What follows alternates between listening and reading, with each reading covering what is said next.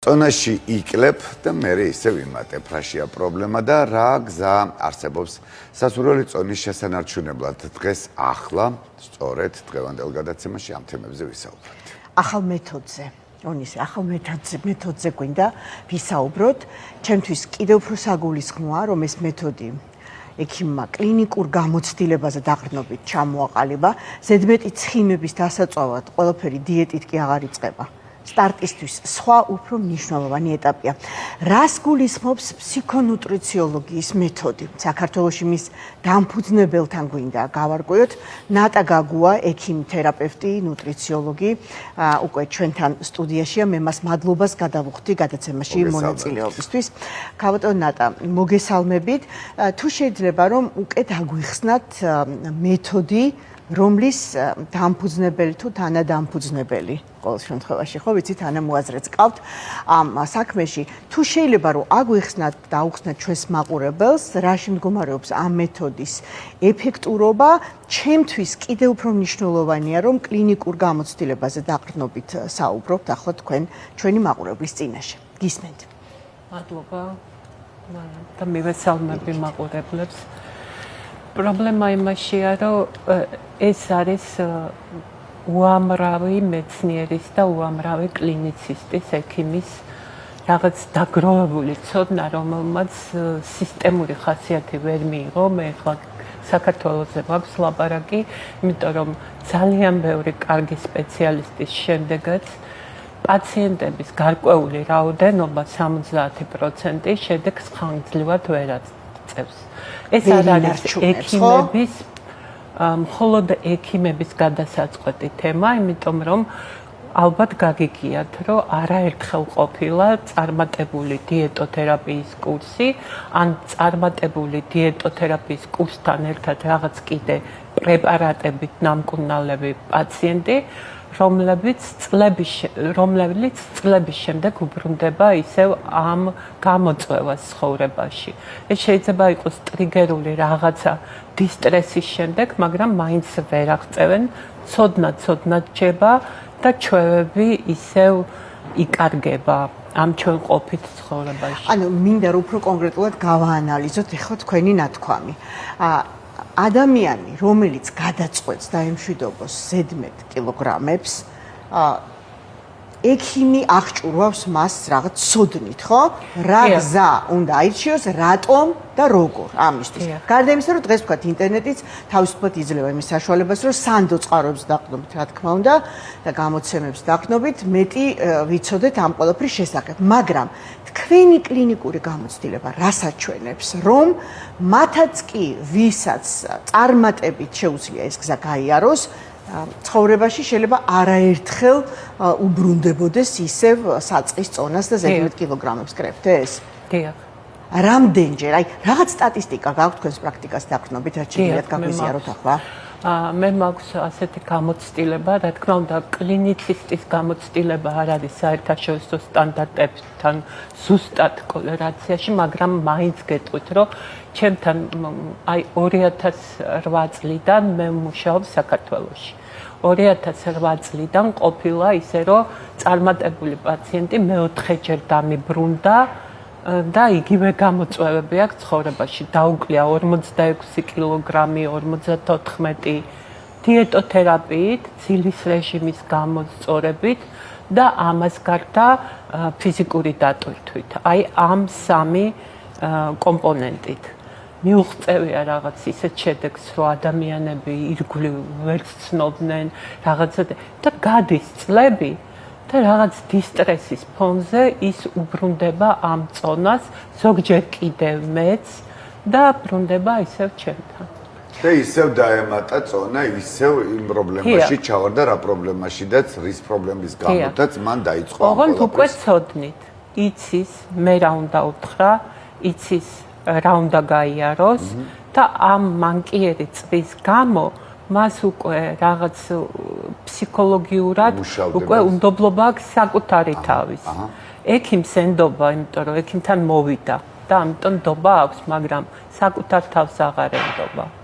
თან და უნდა ჭირდება გაიაროს მხარდაჭერა, ეს გზა. მუდმივი მხარდაჭერა ჭირდება ამისთვის გაკითხავთ ისევ შეიძლება მუდმივი არა, შევხედოთ. ექიმმა- რა სტატისტიკა, აი მაგალითად, იცით რა, როცა თუ შეიძლება აი 40 წლის ზევით მაგალითად განვიხილოთ, აი ადამიანებს რამდენჯერ შეიძლება ამ წონასთან აი ესეთი თან აღჭურვილი როა ცოდნით, მაგრამ მაინც დაჭირდეს ბრძოლა ზედმეტ კილოგრამებთან. აი რამდენჯერ შეიძლება თუ მიუბრუნდეს სურვილი არ ამას? გაუქრა, ძალიან დიდხარ შეიძლება ეს მოხდეს. თუ სურვილი გაუქრა და შეეგუა და თქვა, რომ იცით რა, მე ვიმშობიარე უკვე 3-ჯერ, 50 წელს მივახლოვდი, ნუ შემიყვარეთ. რაღაც საჭიროა წი უკვე რომ. მაშინ შეიძლება უკვე დანებდეს. ოღონდ დანებდეს, ახლა ვიზუალურად აღარ იწუწუნოს, აღარ ეძებოს გზები, მაგრამ შინაგანად რა კონფლიქტი აქვს სხეულს, ფსიქიკასთან, ეს მხოლოდ მან იცის. აი ხე გაგვიხსენით თუ შეიძლება. როგორ უნდა გაარკვიოს ეს კონფლიქტი ადამიანმა, რა გვეცნობიერში, რაში ეხმარება ექიმი და ფსიქონუტრიციოლოგია. ექიმი და ფსიქონუტრიციოლოგი ეხმარება იმაში, რომ ემოციები სწორად დაუკავშიროს თავის სხეულის პრობლემას. ანუ პირველ რიგში ექიმი კლინიცისტი არის იმაში გარკვეული, რომ ეს არ არის მხოლოდ ალიმენტარული.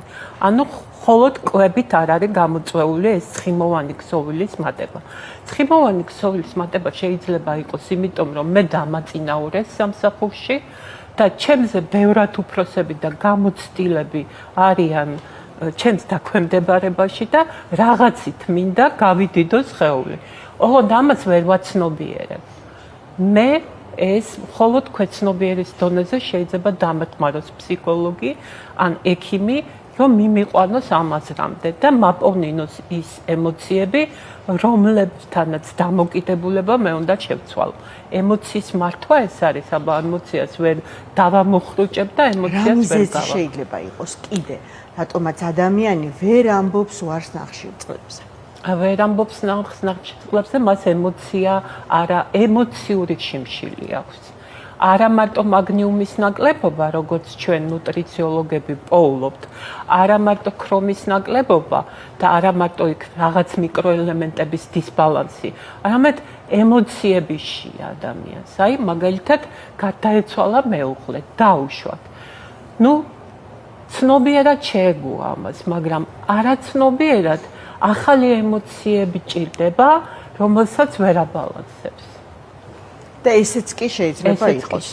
ხო, ესე იგი ჩვენ თუ ადამიანი, ხო, ჩვენ მივდივართ მაინც ამ საუბარში იკვეთება ის, რომ მხოლოდ და მხოლოდ დიეტის და მხოლოდ რაღაცების მოკლების, მომატების მეშვეობით და შეიძლება დავიკლოთ, მაგრამ თუ ფსიქიკიდან არ მოდის, ანუ ფსიქოლოგიურად მისი გამართული არ არის და ამაზე ფიქრი სწორად არ აღიქვა მისმა ტანმაც, მაშინ შეიძლება მიზანს მივაღწიო, მაგრამ და არ გამოვიმუშავე ეს ყველაფერი. მე ისევ აღვიდგინო ის, ხო? დროებით და შეიძლება აქ ექიმმა ამ ეტაპზე ნუტრიციოლოგმა კიდევ უფრო გაამწვავოს და გააღმაოს ამ ქალბატონის ან მამაკაცის პრობლემა.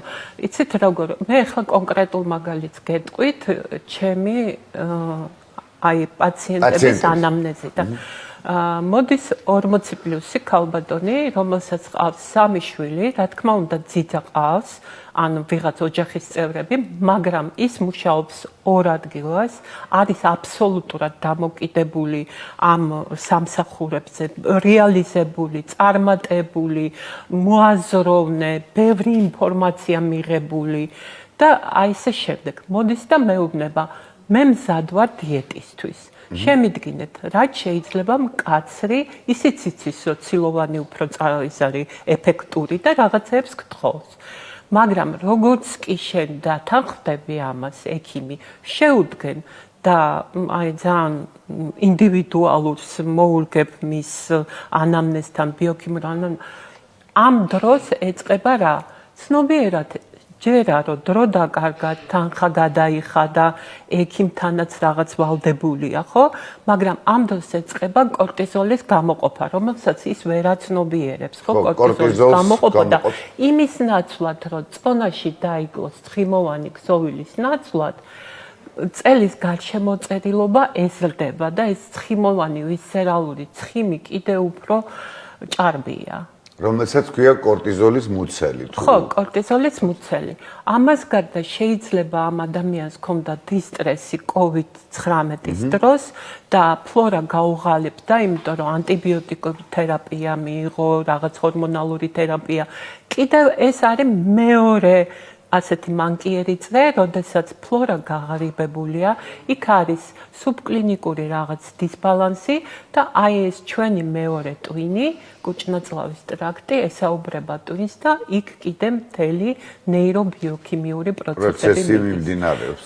ექიმი აბსოლუტურად შეიძლება იყოს მართალი. ის თავის ვიწრო ჩარჩოებში სწორად უნიშნავს 1800 კილოკალორია, აქედან ცილები ამდენი, ცხიმები ამდენი.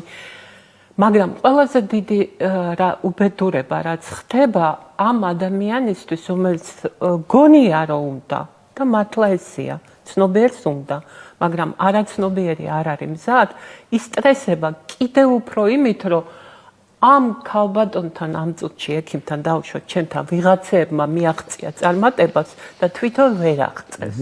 და ირგვლივ კითხვები, რა გჭირს? რა მოხდა?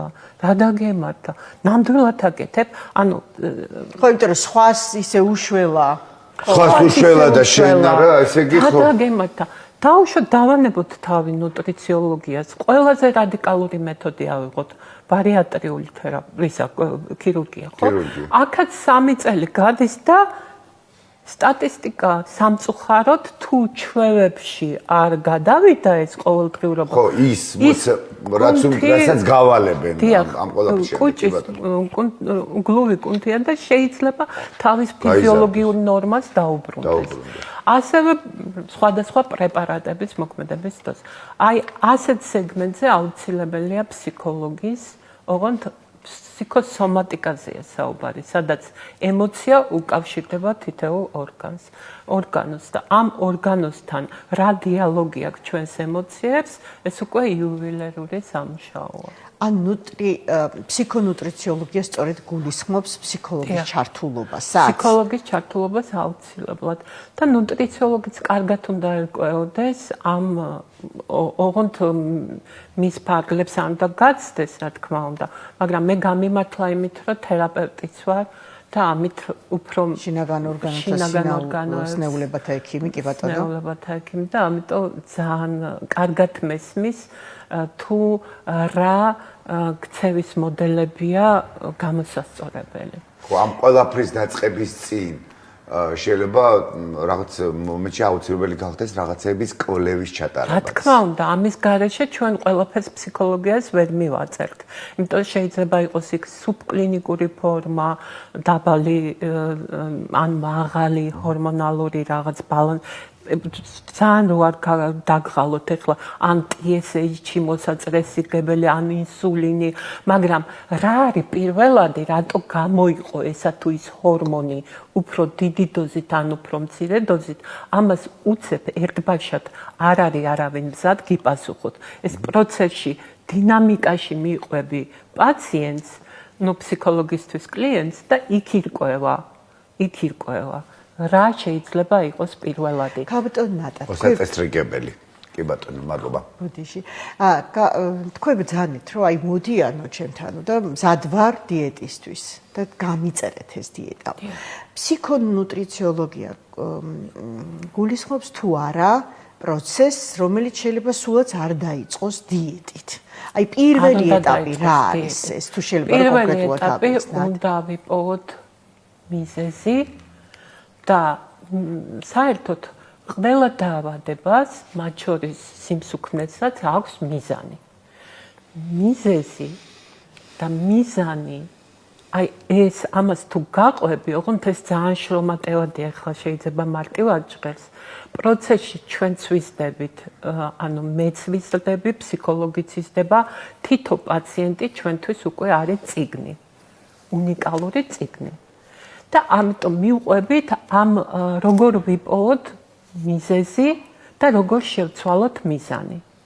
ანუ შესაძლოა გარდა იმისა, რომ ჩატარდეს კვლევები, რომელიც ყოველთვის უნდა ერთვოდეს წინ კონკრეტულად რაღაც კვების პროგრამის დანიშვნას, თუ მკურნალობის გადაწყვეტილებას, ამას გარდა თუ ჩაერთვება ფსიქოლოგი, შეიძლება პირველი ეტაპი იყოს მხოლოდ ჯერ იმის გარკვევა, საიდან არის ეს პრობლემა ფსიქოლოგიური კუთხითაც, ხო?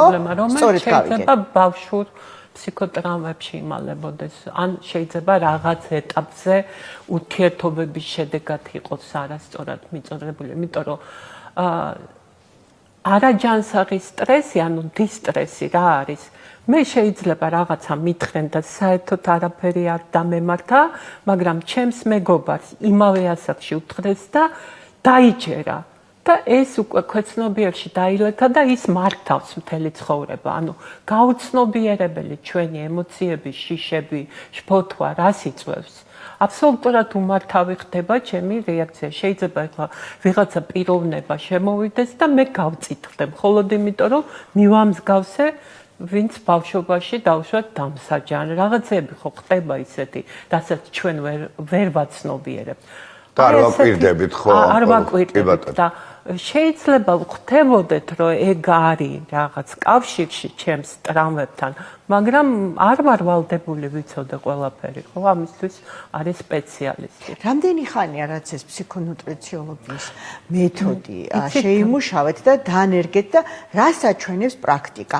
ყველაზე ხშირად რა უკვირთ ან რა კითხვებს სვამენ პაციენტები? ახალია ძალიან, შეიძლება ითქვას, რომ 7 დეკემბერი იყო დაბადების თარიღი, იმიტომ რომ პირველი სემინარი, საქველმოქმედო სემინარი გაიმართა 7 დეკემბერს ონკოპაციენტი ბავშვებისთვის, ეს იყო ქველმოქმედება და ჩვენ ძალიან გვიხარია რომ ასე დავიწყეთ, იმიტომ რომ ბავშვებია ჩვენი მომავალი, მაგრამ ეხლა ამ ეტაპზე ჩვენ ვამზადებთ უკვე ბოლო ეტაპზე ვართ ფაქტიურად თეორიული ცოდნა მზად არის და ამას ვაწოდებთ დოზა-დოზა, ამიტომაა სოციალური ქსელიც გავააქტიურე, ამიტომ არის რომ პირველი ჩვენი სამეგობრო წრე გაიგდეს და კარგი შედეგები გვაქვს ძალიან და ჩვენც კიდე ცალ-ცალკე გვაქვს დიდი გამოცდილება, მეც კლინიკური და აი რაც დანერგეთ, რაც მოსინჯეთ.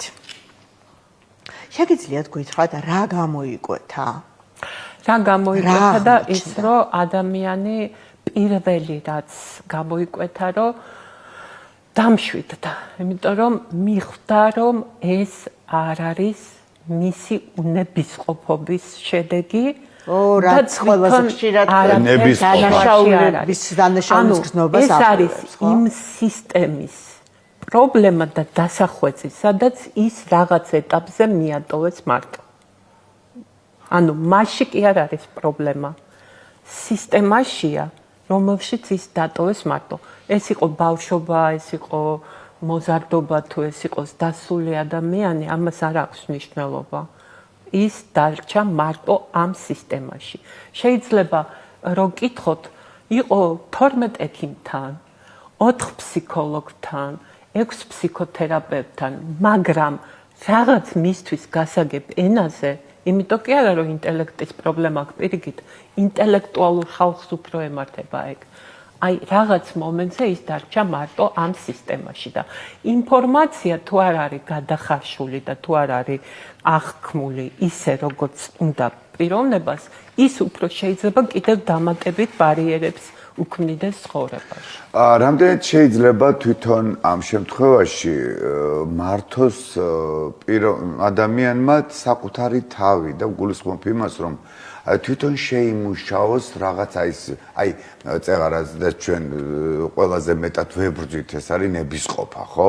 ნებისყოფა გამოიმუშავა დაუშვათ, მან ჩამოაყალიბა ეს თავისი რაციონი დავარქვათ, ან დღის განკუთვნილი ის მისაღები, საკვები, რომელიც უნდა მიიღოს და ამას დოზირებულად მიიღებს, ყველანაირ ვიტამინს ღებულობს, ანუ ყველანაირ საკვებს ღებულობს და მე რაღაც გარკვეული საათების შემდეგ აღარ ღებულობს, ანუ თვითონ ჩამოაყალიბა მეთოდი, თვითონ ანუ ტვინიდან დაუშვა, რომ მე მაგნების ყოფა, მე ამას აი რამდენად სწორია და თქვათ აღარ მიმართა ამ შემთხვევაში ნუტრიციოლოგს, ან ექიმს, ან აი რა თვითონ როცა ახერხებს ამ თქვენ ახლა აღწერეთ ინტუიციური კვება, რომელიც ნუტრიციოლოგის ოცნებაა, რომ პაციენტს ასწავლოს ინტუიციური კვება. ეგ არის ის აი უმაღლესი პილოტაჟი, რომელიც შეიძლება ექიმისთვის ოსკარის ტოლფასი იყოს, იმიტომ რომ მოდის პაციენტი და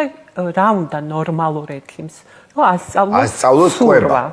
როდესაც და არ იყოს მისი რგოლი დამხმარე, ან მოდის რაღაც ფეხით კივა და არ იყოს ყოველთვის ყავალჩინები, განკურნოს ეს ფეხისა და დამოუკიდებლად შეძლოს ადამიანმა გადაადგილება და აი ამ ინტუიციურ კვებამდე რომ ილუზიებში არ აცხოვრო, ბევრი გზა უნდა გაიაროს და ყოველთვის უნდა მისცეს საშუალება, რომ თვითონ აირჩიოს ეს.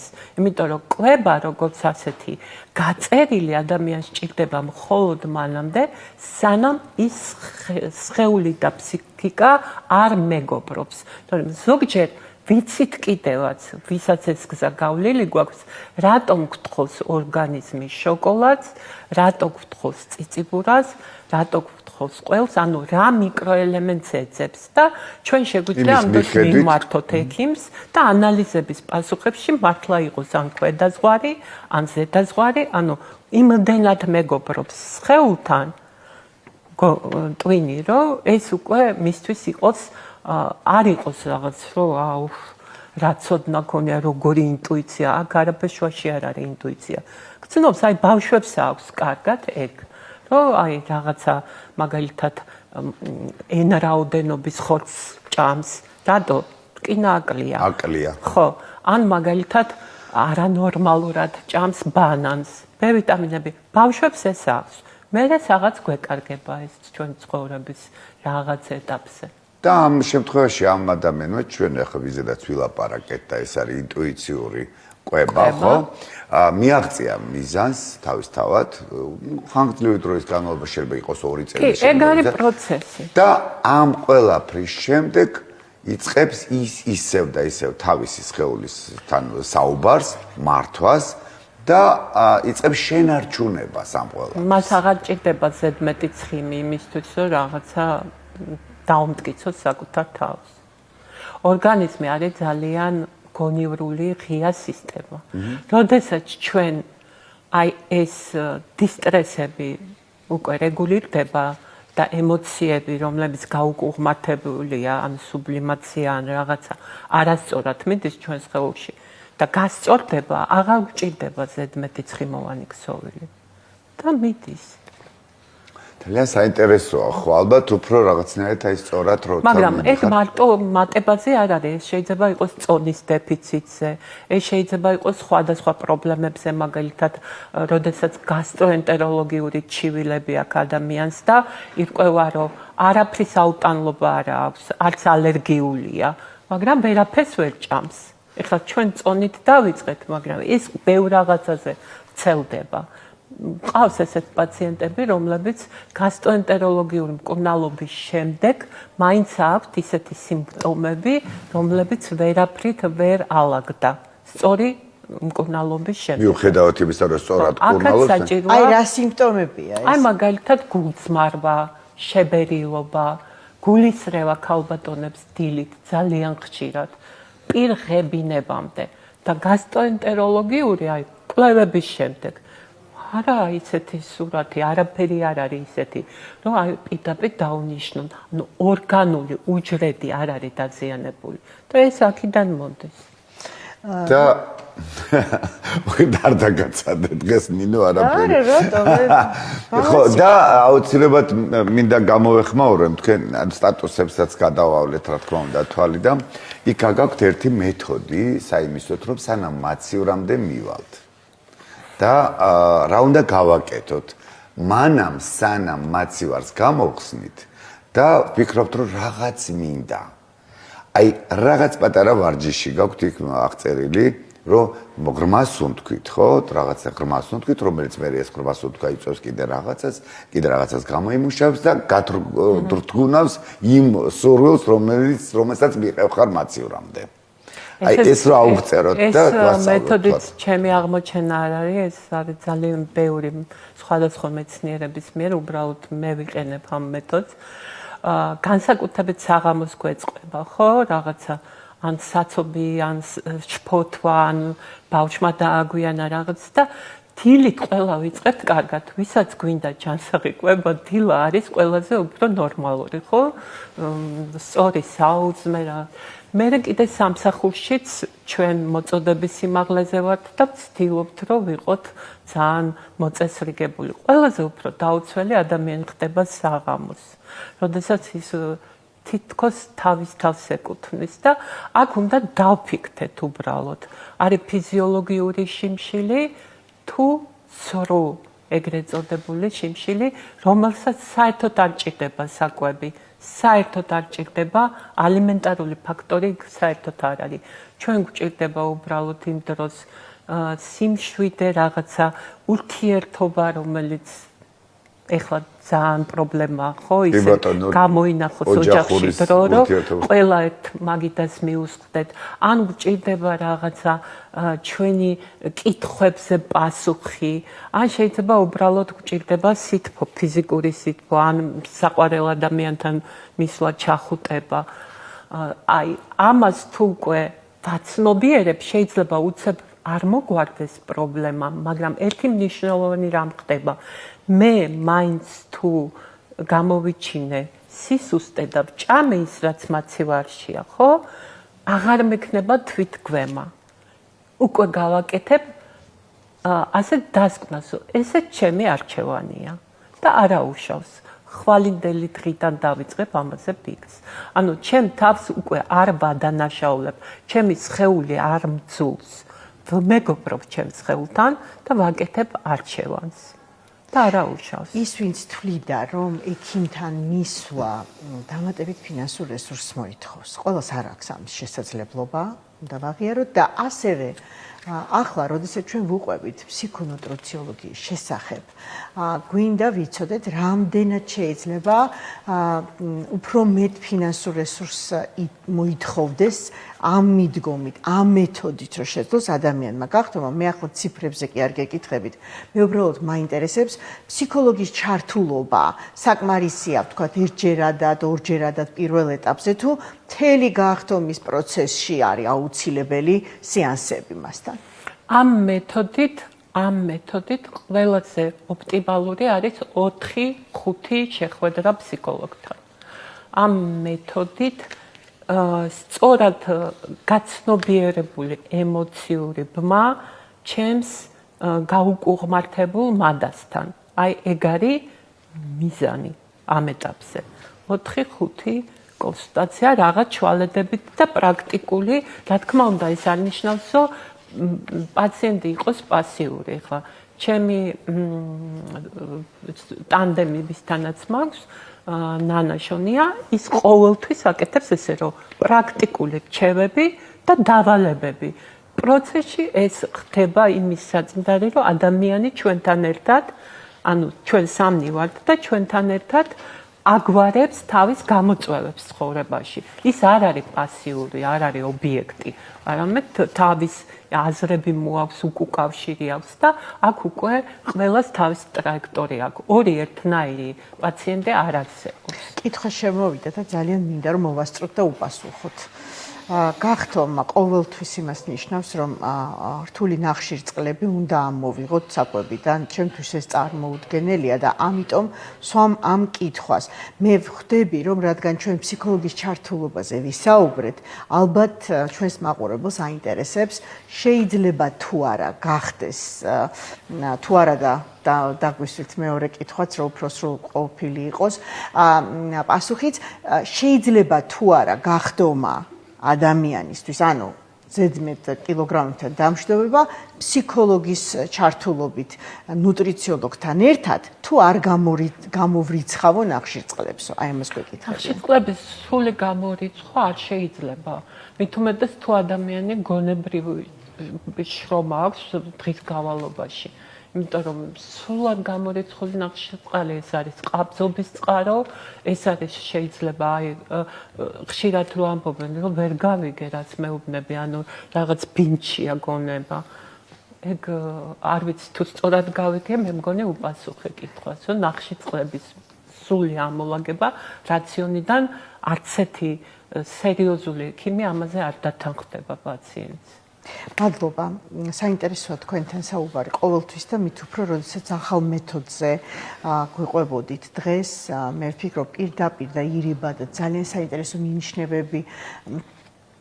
მინიშნებებს მიიღებდა ჩვენი მაყურებელი ნატა გაგუ აქვს სტუმრობდა ექიმი, თერაპევტი, ნუტრიციოლოგი, ფსიქონუტრიციოლოგიის დამფუძნებელი. საქართველოში ეს სულ ახალი მეთოდია და მე იმედი მაქვს, რომ მომავალში გვექნება უფრო დიდი პრაქტიკის საფუძველზე შეჯამების და ანალიზის საშუალება სხვა დროს ჩვენს ეთერში. თუმცა საინტერესო იქნებოდა მაინც გამომჩადა რაღაცად რო გამეპარათო, რომ კითხვა რო დამესვა საიმისოთ, რომ მე ხომ მაინც დღესასწაულები მოდის საოცარი ახალი წელი დატვირთული ათასნაირი კერძებით და ყველა ცდილობს ოჯახში გააკეთოს ბევრი განსაკუთრებული გემრიელი.